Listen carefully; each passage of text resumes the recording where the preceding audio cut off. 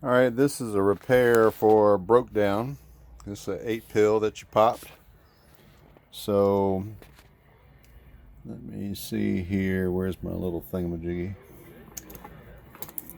Right there.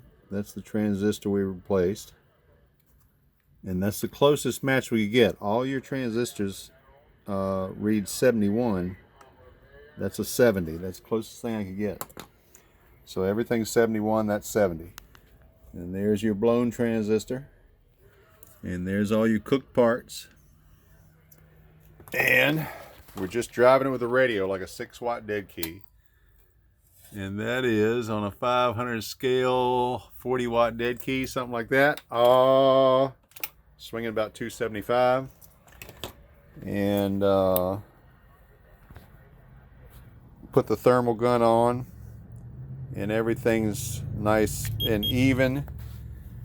Your input balance resistor there, output balance resistor there, this flame-proof resistor here. Neither the input or the output are heating.